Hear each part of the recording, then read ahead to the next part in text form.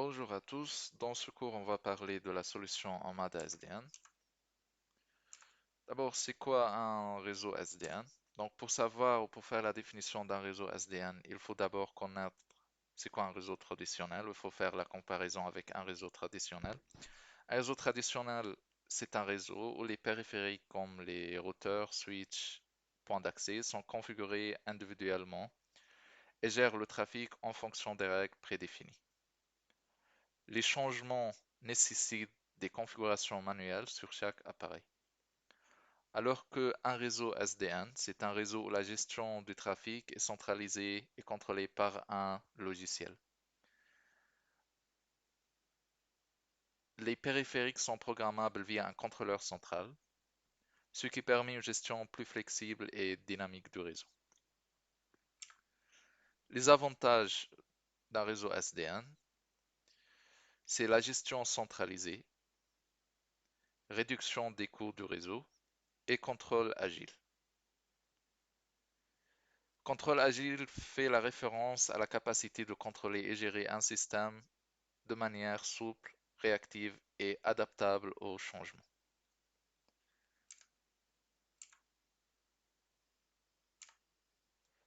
Donc chez TP-Link, nous avons un contrôleur Omada. Ce contrôleur Omada permet de gérer de manière centralisée des points d'accès, des switches et des routeurs. Donc nous avons des points d'accès avec les normes 802.11ac, N et AX, ainsi que nous avons des switches qui peuvent fournir des vitesses qui arrivent à 10 gigabits par seconde pour s'adapter bien sûr à divers scénarios.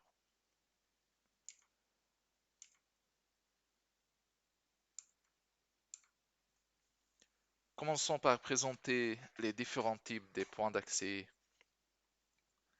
TP-Link EAP compatibles avec Omada. Donc il y en a trois types de points d'accès.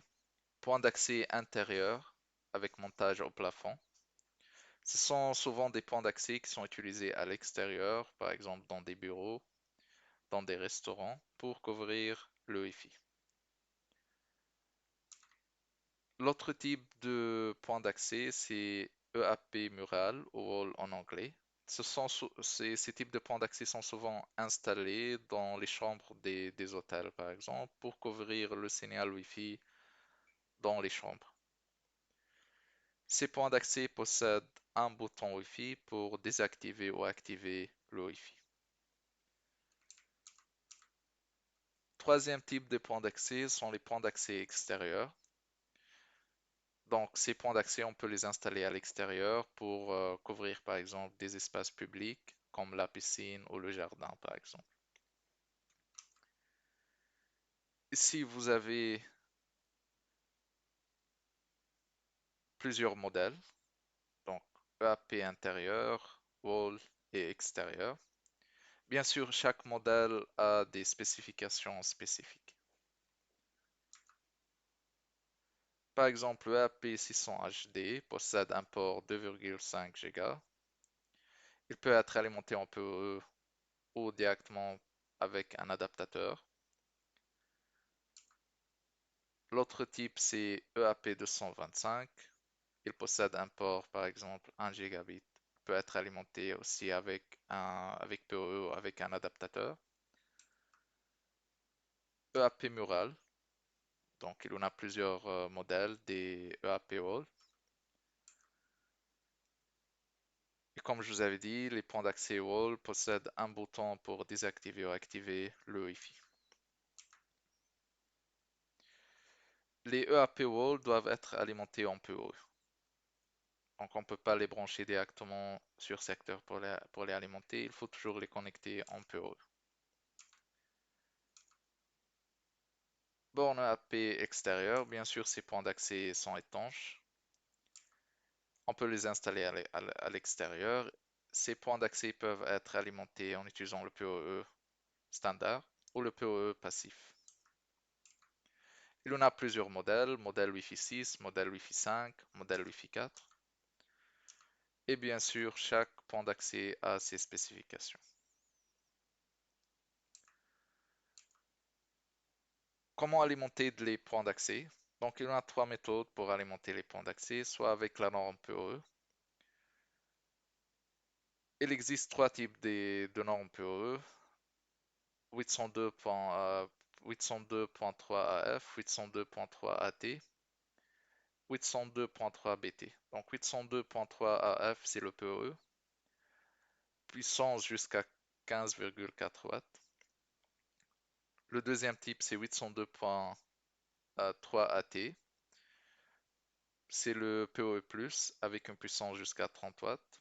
Le troisième, c'est le PoE 2+, avec une puissance jusqu'à 60 watts. Il y en a des points d'accès qui nécessitent l'alimentation en AT et des autres en AF.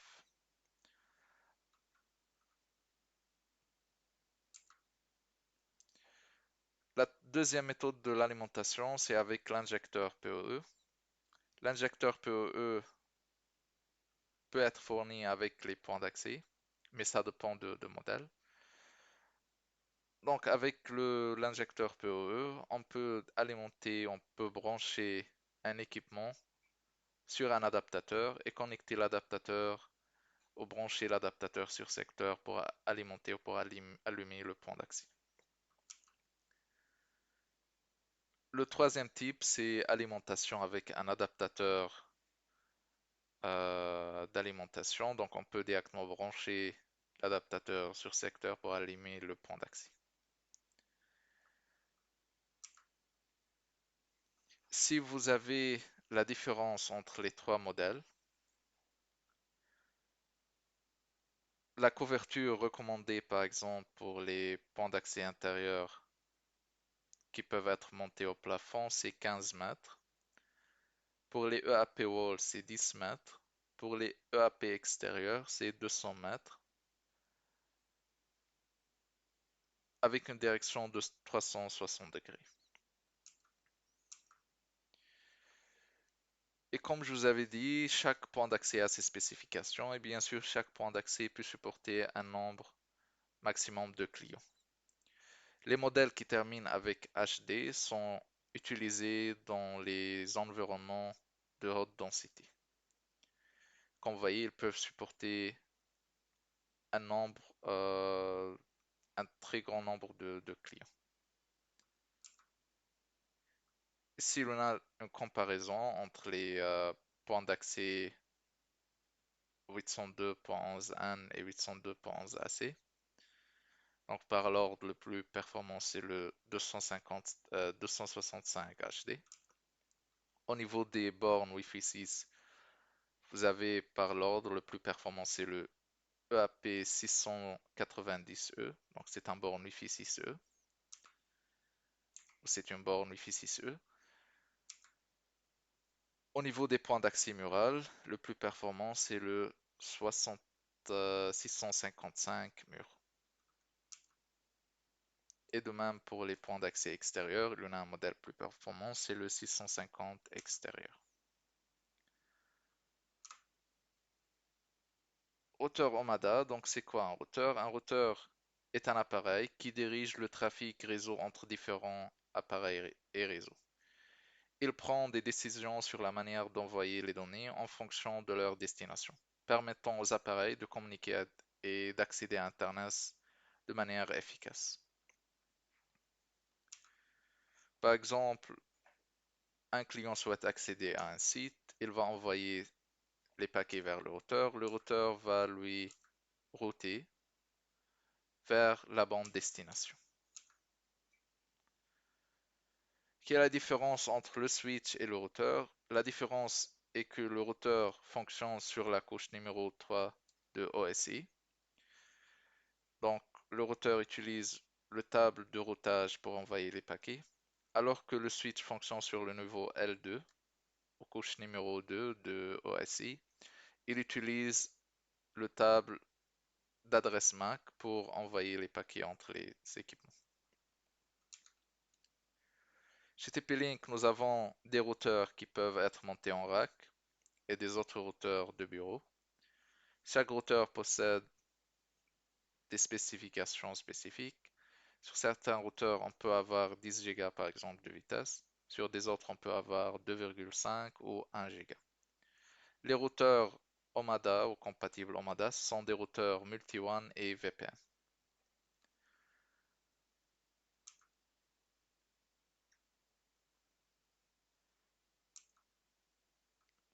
Donc, comme je vous avais dit, les routeurs sont des routeurs multi-WAN VPN. Ils possèdent en plus des fonctionnalités de sécurité et il permet de créer euh, un portail web pour l'authentification web.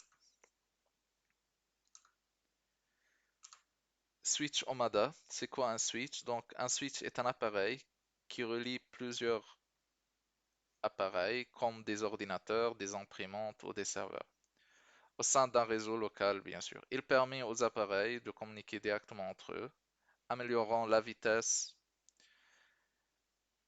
des échanges de données au sein du réseau local. Chez TP-Link, nous avons des switches bureau et des switches qui peuvent être montés en rack ou rackable.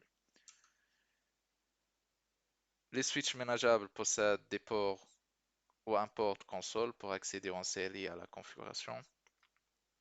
Les autres switches possèdent des ports SFP ou SFP+. Certains switches sont PoE, des autres PoE+.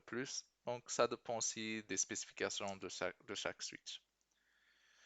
Les switches permettent d'accéder à la configuration HTTPS, donc via la page web, SSH, SNP et Telnet.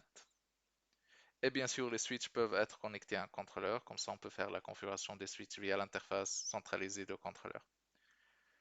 Au niveau des fonctionnalités, il permet de créer de l'agrégation de liens, DHCP, VLAN, STP. Des fonctions avancées qu'on peut configurer sur les switches sont des fonctionnalités comme le routage, 802.x, QoS et IPv6. Chez TP-Link, nous avons trois types de contrôleurs. Contrôleurs basés sur le cloud, contrôleurs logiciels et contrôleurs matériels.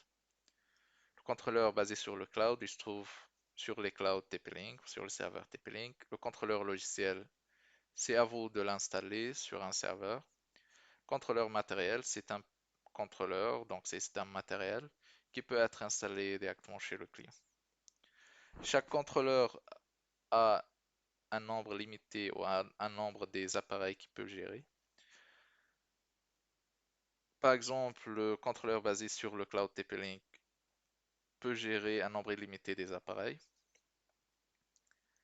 Le contrôleur logiciel peut gérer jusqu'à 1500 appareils. Le contrôleur matériel OC200, OC300 peut gérer 500 appareils, l'OC200 peut gérer 100 appareils. Et bien sûr, les périphériques qu'on peut gérer avec un contrôleur sont les points d'accès, les switches et les routeurs, comme je vous ai montré tout à l'heure.